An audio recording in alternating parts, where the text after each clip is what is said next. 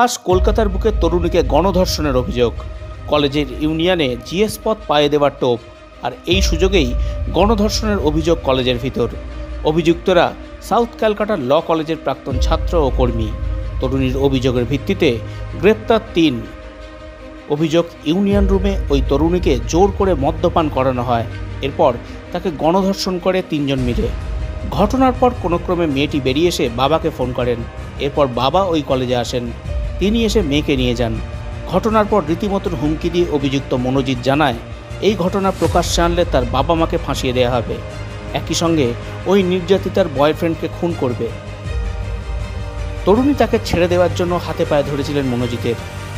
নিরাপত্তা রক্ষীদের তালা দিয়ে দিতে বলেছিলেন অভিযুক্ত মনোজিৎ বাইরের গেটে, যাতে কেউ ঢুকতে না পারে। আমি জানি কিচ্ছু জানি না, আমি না কিচ্ছু জানি না। আপনি যাকে জিজ্ঞেস করার তাকে জিজ্ঞেস করুন, আমাকে জিজ্ঞেস করতে পারে না। আমাকে পালাতে হবে নাকি আপনাদের জন্য? নাকি আপনাদের জন্য আমাকে পালাতে হবে ছুটে? নাকি কি ইয়ার্কি করছেন নাকি আপনারা? ইয়ার্কি তো আপনারা করেছেন, ইয়ার্কি তো আমি করেছি, আপনারা তো আমি ইয়ার্কি করেছি। আপনাকে বলতে লজ্জা করে না?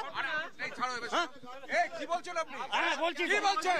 এই ছবি আমাকে হ্যারাসমেন্ট করছেন কেন? আপনি এখানে একটা সিনিয়র লোককে আপনি বয়স্ক লোককে আপনি এখানে এসেছেন কেন?